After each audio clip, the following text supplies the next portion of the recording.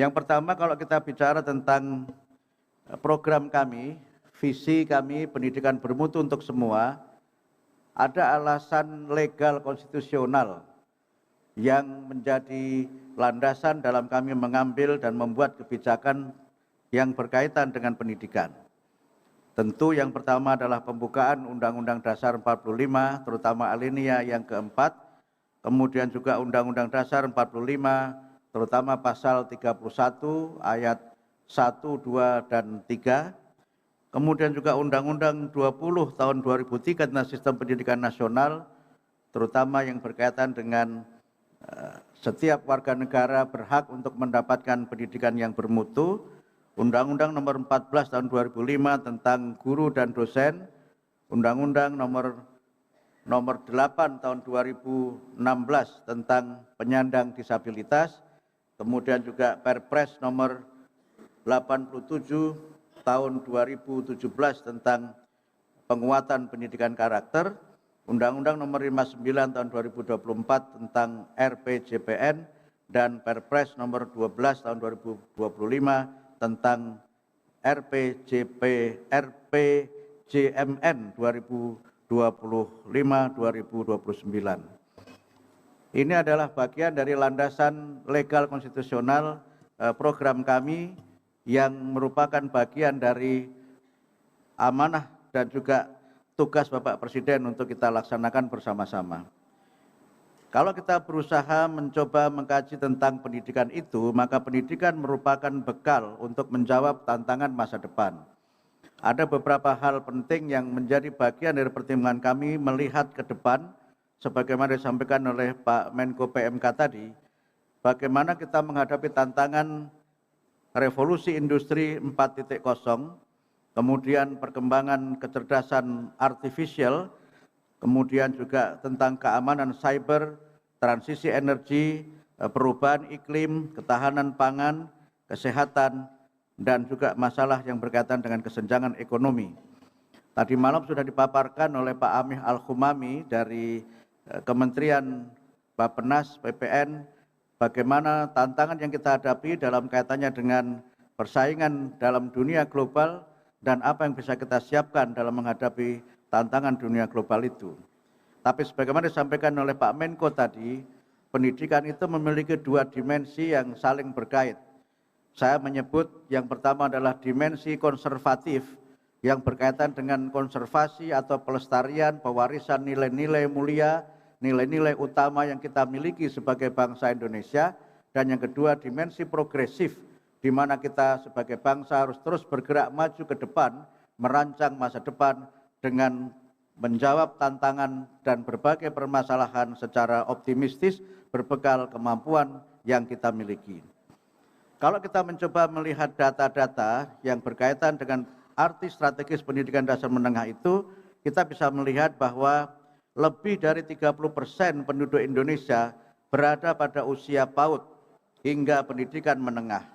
Kualitas pendidikan dengan demikian sangat menentukan kualitas Indonesia di masa depan. Kalau kita berbicara Indonesia 2045, 20 tahun ke depan, wajah Indonesia 2045 itu ditentukan oleh mereka yang sekarang belajar di tingkat taman kanak-kanak, kemudian juga SD, SMP, SMA, dan saya kira sudah sangat tepat ketika Bapak Presiden membuat kebijakan tentang makan bergizi gratis yang diperuntukkan bagi ibu-ibu hamil, ibu menyusui, dan anak-anak yang belajar dari jenjang pendidikan PAUD sampai dengan jenjang pendidikan menengah atas. Karena merekalah yang nanti akan menjadi pemimpin Indonesia pada masa yang akan datang. Kalau kita mencoba melihat gambaran pendidikan Indonesia secara umum, maka kita melihat bagaimana potret pendidikan itu dari angka partisipasi sekolah secara umum yang makin mendekati universal, meskipun perlu peningkatan di beberapa daerah. Kami menampilkan beberapa data sederhana tentang partisipasi pendidikan di usia 5 sampai dengan 6 tahun, kemudian 7 sampai dengan 12 tahun, 13 sampai 15 tahun, 16 sampai 18 tahun, sebagaimana data yang bisa kita baca bersama-sama. Itulah sebenarnya tantangan yang harus kita jawab, dan itu yang menjadi bagian dari agenda kita mengapa kemudian Bapak Presiden menekankan arti pentingnya peningkatan pendidikan di tingkat pendidikan dasar dan menengah, bahkan wajib belajar 13 tahun yang dimulai dari pendidikan di taman kanak-kanak. Kemudian yang kedua, kita mencoba melihat bagaimana sarana dan prasarana pada sebagian sekolah kita yang juga membutuhkan perbaikan, terutama pada jenjang pendidikan dasar. Di situ terlihat bagaimana persentase ruang kelas menurut jenjang pendidikan dan kondisi bangunan tahun 2024. Ini yang menjadi alasan kenapa kemudian Bapak Presiden membuat kebijakan agar revitalisasi sekolah menjadi bagian dari agenda besar kita dan agenda memperbaiki pendidikan di tanah air kita.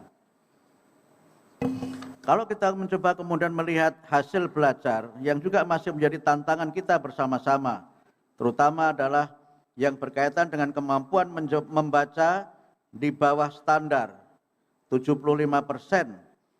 anak usia 15 tahun di Indonesia memiliki kemampuan membaca di bawah standar PISA level 2, yang artinya mereka kesulitan memahami gagasan utama dan sebuah teks panjang. Mereka mampu membaca tapi tidak paham dengan apa yang dibaca. Biasanya kalau membaca angka-angka cepat paham, tapi membaca kata-kata pahamnya lama. Membaca angka ya, bukan menghitung angka. 82% anak usia 15 tahun di Indonesia memiliki kemampuan matematika di bawah standar, di bawah level 2 PISA. Artinya mereka kesulitan memahami aplikasi matematika dalam kehidupan sehari-hari. Kalau kemudian kita melihat bagaimana profil pendidikan kita menurut daerah, menurut berbagai wilayah di Indonesia, kita melihat adanya kesenjangan kualitas hasil belajar antar wilayah yang juga menjadi tantangan yang harus kita atasi bersama. Ini sekedar contoh berdasarkan hasil asesmen nasional SMPMTS tahun 2024. Perlu intervensi lebih untuk mengatasi ketertinggalan, terutama di sebagian kawasan Indonesia, khususnya kawasan Indonesia Timur. Pemerintah daerah memainkan peran yang sangat penting dalam meningkatkan kualitas pendidikan di masing-masing wilayahnya. Berdasarkan landasan konstitusional dan juga kondisi realistis yang kita hadapi, serta berbagai pertimbangan ke masa depan, maka kita memiliki program-program prioritas yang merupakan penerjemahan dari Astacita Bapak Presiden Prabowo dan Wakil Presiden Gibran. Yang pertama adalah wajib belajar 13 tahun, yang di situ kita berusaha untuk memperluas dan memperkuat pemerataan kesempatan pendidikan. Kemudian yang kedua adalah pemenuhan dan perbaikan sarana dan prasarana pendidikan, peningkatan kualifikasi, kompetensi, dan kesejahteraan guru, kemudian penguatan pendidikan karakter, penguatan pendidikan literasi, numerasi, dan sains teknologi, pengembangan talenta dan prestasi, serta pembangunan kebahasaan dan kesusastraan. Ketika kita mencoba melihat program-program itu, maka sebagai salah satu upaya untuk meningkatkan pemerataan dan kesejahteraan guru, Kementerian Pendidikan Dasar dan Menengah memfasilitasi redistribusi guru ASN pada sekolah swasta. Terkait dengan hal ini, kami memiliki data terdapat 110.000 guru swasta yang telah lulus seleksi guru ASN P3K dan ditempatkan di sekolah negeri. Hal ini berdampak pada adanya kekurangan guru pada sekolah swasta. Karena itu maka melalui Permendikbud nomor 1 tahun 2025 tentang redistribusi guru ASN pada satuan pendidikan yang diselenggarakan oleh masyarakat, guru ASN atau PNS dan P3K dapat diredistribusi pada satuan pendidikan swasta.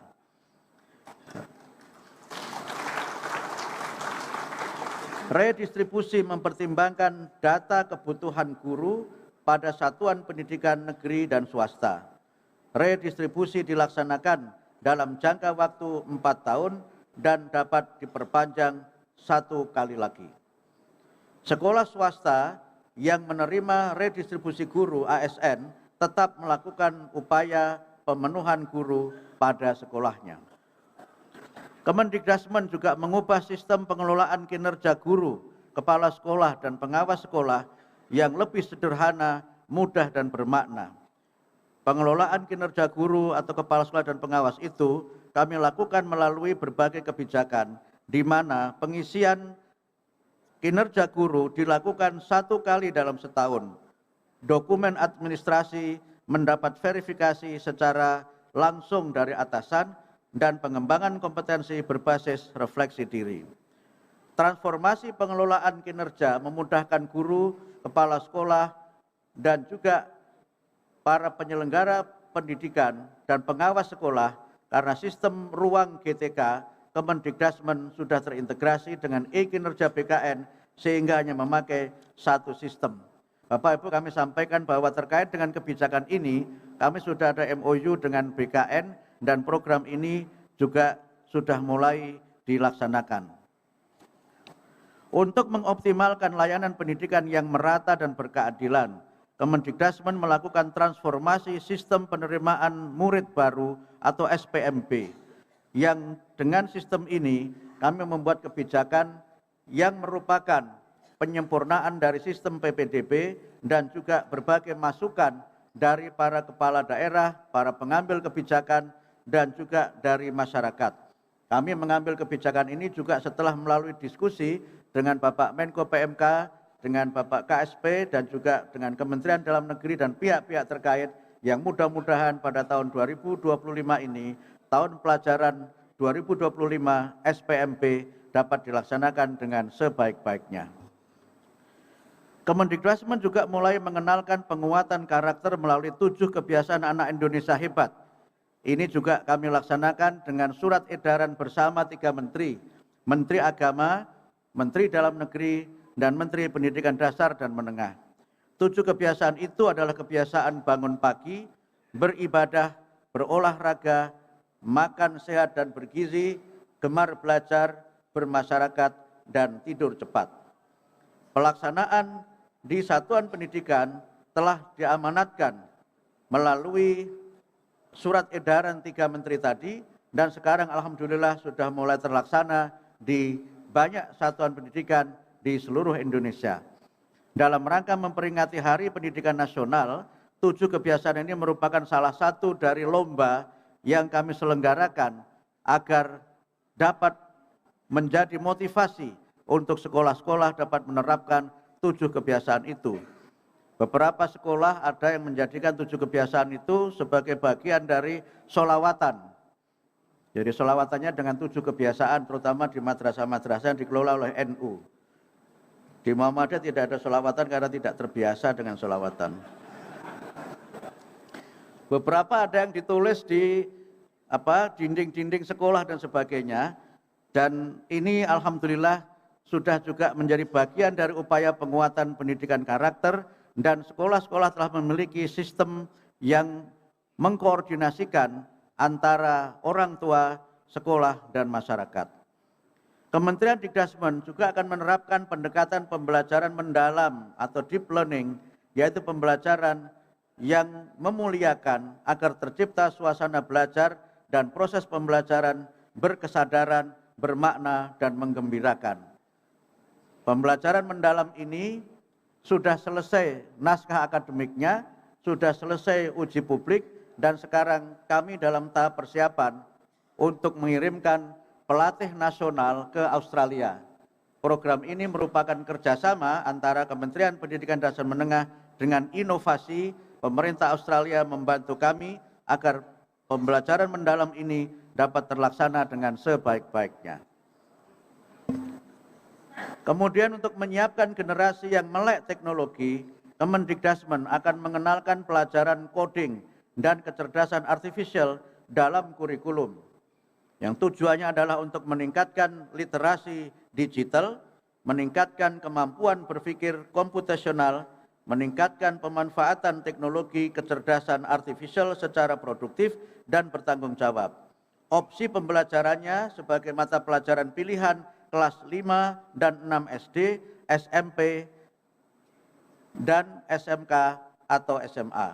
Kemudian juga terintegrasi dengan mata pelajaran yang ada. Dan juga sebagai kegiatan ekstrakurikuler. Opsinya bisa berbasis internet, bisa juga berbasis perangkat atau plug, dan juga tanpa perangkat atau unplug. Coding dan AI ini juga sudah selesai naskah akademiknya, sudah selesai capaian pembelajarannya, dan insya Allah segera kami akan melakukan pelatihan-pelatihan untuk para guru yang alhamdulillah juga beberapa lembaga sangat berminat untuk bermitra dengan Kementerian Pendidikan Dasar dan Menengah. Kemarin kami melakukan pertemuan dengan Google yang mereka siap untuk melatih sekurang-kurangnya 1 juta guru untuk coding dan artificial intelligence ini. Insya Allah itu nanti kalau sudah ada juga akan bisa kita googling dan akan keluar itu di Google. Kemudian untuk memperkuat dan menyempurnakan sistem evaluasi yang merangsang upaya belajar, Kemendikbudristek menginisiasi kebijakan evaluasi yang baru yang kita sebut dengan tes kemampuan akademik. Ini juga sudah selesai kajian akademiknya, sudah selesai uji publiknya, dan ini juga merupakan program yang kami susun berdasarkan masukan-masukan dari berbagai pihak, termasuk diskusi dengan Komisi 10 DPR RI, dan juga sudah kami sampaikan dengan Bapak Menko PMK dan pihak-pihak terkait yang lainnya. Kemudian terkait dengan peran Pemda untuk kemajuan pendidikan, Pemda memiliki peran paling strategis dalam pembangunan pendidikan. Kewenangan Pemda dalam pengelolaan pendidikan sesuai Undang-Undang 23 tahun 2014 antara lain. Yang pertama adalah untuk pengelolaan pendidikan tingkat SLTA, baik SMA, SMK, dan SLB oleh pemerintah provinsi. Kemudian untuk pemerintah kabupaten kota mengelola pendidikan tingkat taman kanak-kanak, pendidikan dasar, dan SD dan SMP. Ada 38 pemerintah provinsi dan 514 pemerintah kabupaten kota yang merupakan pengampu dari 51 juta murid, 3,4 juta guru, 440.000 satuan pendidikan. 48% dari 724,2 triliun anggaran pendidikan dalam APBN juga ditransfer langsung ke daerah. Ini soal angka-angka ini kami akan membaca yang diberikan warna putih. Anggaran Kementerian Pendidikan Dasar Menengah adalah 33,5 triliun, yang Kemendikbudristek sendiri hanya mengelola 4,6% dari total anggaran pendidikan. Anggaran ini sebelum adanya efisiensi atau refocusing, dan kami mendapatkan tambahan sedikit yang jumlahnya memang belum mencapai 33,4, tapi insya Allah akan kami manfaatkan dengan sebaik-baiknya untuk peningkatan kualitas pendidikan. Pemerintah daerah perlu mengoptimalkan sumber daya mendukung program-program prioritas pemerintah, terutama yang tadi sudah kami sampaikan. Yang pertama adalah SPMB, pembelajaran mendalam, pembelajaran coding dan kecerdasan artifisial, tes kemampuan akademik, dan gerakan 7 kebiasaan anak Indonesia hebat. Pemda juga perlu mengoptimalkan sumber daya mendukung program-program prioritas pemerintah, termasuk di dalamnya adalah redistribusi guru ASN pada sekolah swasta, pelaporan kinerja guru, kepala sekolah, dan pengawas sekolah. Kemendikbudristek menyediakan rapor pendidikan untuk membantu Pemda dan sekolah memantau capaian pendidikan dan melakukan perencanaan program yang lebih terarah. Kami sudah menyampaikan rapor pendidikan itu beberapa waktu yang lalu, dan nanti juga akan kita bahas pada kesempatan Konsolidasi Nasional Pendidikan Dasar dan Menengah. Melalui rapor pendidikan, Pemda juga dapat memantau dan merencanakan pencapaian standar pelayanan minimal pendidikan yang diukur oleh Kementerian Dalam Negeri. Pemda menjadi bagian yang mendorong partisipasi semesta demi menghadirkan pendidikan bermutu untuk semua. Saya kira demikian beberapa poin yang dapat kami sampaikan. Nanti untuk pendalamannya akan dibahas di masing-masing sidang komisi, termasuk bagaimana strategi pelaksanaannya, juga pendalaman beberapa regulasi yang sudah diterbitkan. Kami ingin menyampaikan Pak Menko PMK, Bapak Kepala Staf Kepresidenan, bahwa beberapa program kami di kementerian alhamdulillah sudah terlaksana dengan sebaik-baiknya. Sekedar informasi, untuk program Senam Anak Indonesia Hebat yang kami tampilkan di YouTube kementerian itu sudah ditonton oleh lebih dari 60 juta pemirsa. Kemudian untuk lomba dalam rangka Hari Pendidikan Nasional, peserta Senam Anak Indonesia Hebat ini dapat laporan sudah lebih dari 20.000 peserta. Mudah-mudahan nanti ini dapat menjadi bagian dari upaya kita membangun generasi yang sehat dan generasi yang kuat. Demikian dapat kami sampaikan. Mohon maaf atas segala kekurangan, kekhilafan, dan hal-hal yang tidak berkenan. Karena tadi Pak Menko juga tidak berpantun, maka saya juga tidak ada pantun pada hari ini. Terima kasih. Sekali lagi mohon maaf. Selamat atas prestasi yang sudah kita capai untuk kawan-kawan di kementerian. Ini semua adalah buah dari kerjasama dan partisipasi Bapak Ibu sekalian yang bekerja dengan sangat kompak, dan juga terima kasih atas dukungan semua pihak yang telah membantu kami di kementerian untuk dapat menunaikan tugas ini dengan sebaik-baiknya. Terima kasih khusus kepada Pak Menko PMK, senior saya yang sudah banyak sekali mendampingi kami dalam berbagai program. Pak Jenderal Putranto juga terima kasih beserta tim yang selalu memudahkan urusan-urusan kami, juga Kementerian Dalam Negeri, Kementerian Agama, dan beberapa kementerian yang sudah bekerja sama dengan kami, sudah tanda tangan MOU dengan beberapa kementerian. Mudah-mudahan kita bisa melaksanakan MOU itu dengan sebaik-baiknya dan dalam tempo yang sesingkat-singkatnya. Terima kasih, sekali lagi mohon maaf. Nasrum minallah wa fathun qarib. Wassalamualaikum warahmatullahi wabarakatuh. Waalaikumsalam warahmatullahi wabarakatuh. Mohon izin Bapak